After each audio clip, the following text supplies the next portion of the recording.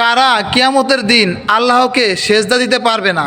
তো আসেন আজকে মসজিদের খাদেম ভাই আমিনুল ভাই ওনার কাছে প্রশ্ন উত্তর পর্ব করবো ইনশাল্লাহ। আসসালামু আলাইকুম ভাই। ওয়ালাইকুম আসসালাম। ভাই কেমন আছেন? জি আলহামদুলিল্লাহ। ভাই আপনি তো জানেন আমার প্রশ্ন উত্তর ভিডিও হয় ইসলামিক, তো আপনাকে কয়েকটা প্রশ্ন করব, আপনি কি রাজি আছেন ইনশাল্লাহ? জি ইনশাআল্লাহ। মাশাল্লাহ ভাই। তাহলে ভাই প্রশ্নের নিয়মটা তো জানেন, আপনাকে একটা প্রশ্ন করব, তারপরে তিনটা অপশন দেব, সেই অপশনে সঠিক উত্তর থাকবে, আপনি ওখান থেকে উত্তর দিতে পারবেন ইনশাল্লাহ। ইনশাআল্লাহ। তো ঠিক আছে ভাই, আপনাকে প্রশ্ন করলাম। ঠিক আছে ভাই। তো ঠিক আছে, একটু কাজ বন্ধ করেন। তো আমিনুল ভাই আপনার জন্য প্রথম প্রশ্ন, কারা কিয়ামতের দিন আল্লাহকে সেজদা দিতে পারবে না? এক নম্বরে যারা রোজা রাখতো না, দুই নম্বরে যারা দান সৎকা করতো না, তিন নম্বরে যারা নামাজ পড়তো না বা দুনিয়ায় থাকতে বেনামাজি ছিল। কারা কিয়ামতের দিন কারা আল্লাহকে সেজদা দিতে পারবে না?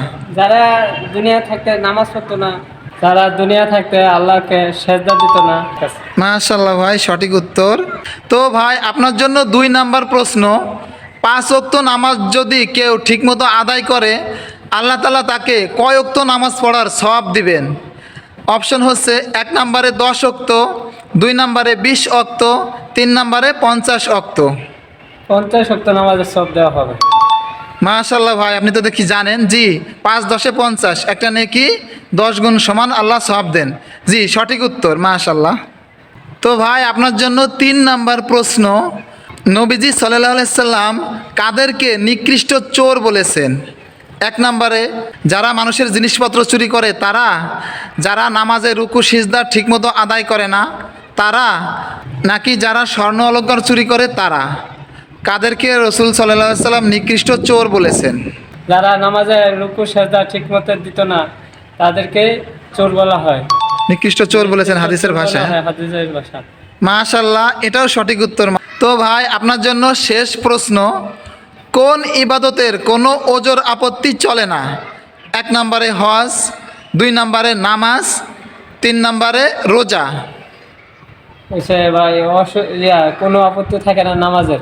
তারাই না সে নামাজ পড়তে পারেন, বসে পড়বেন, বসে আচ্ছা। যদি নামাজ না পড়তে পারেন শুয়ে পড়বেন, শুয়ে যদি নামাজ না পড়েন ইশারা পড়বেন, তো নামাজ ছাড়া যাবে না। নামাজ হ্যাঁ, অসুস্থ হলেও নামাজ পড়তেই হবে। হলেও নামাজ পড়ে নিতে হবে। জ্ঞান থাকা অবস্থায় নামাজ ফরজ পড়তেই হবে। হ্যাঁ, পড়তে হবে। নামাজের কোনো ওজর আপত্তি নাই। মাশাআল্লাহ ভাই, আপনি তো 4টা প্রশ্নেরই সঠিক উত্তর দিচ্ছেন, কারণ আপনি ইসলামের সাথে মসজিদের সাথে সংযুক্ত থাকেন, আপনি জ্ঞান খুব ভালো জ্ঞান রাখেন।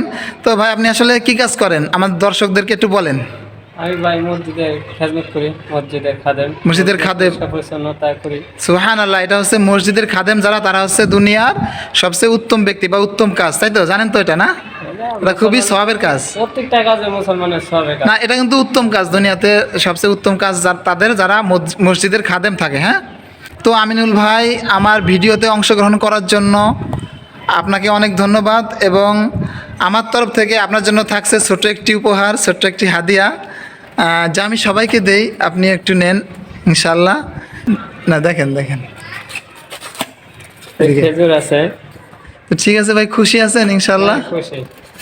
তো আমার জন্য দোয়া করবেন ইনশাল্লাহ, ইসলামের জ্ঞান যেন সবার মাঝে ছড়িয়ে দিতে পারি। হ্যাঁ, ঠিক আছে। আসসালামু আলাইকুম ভাই।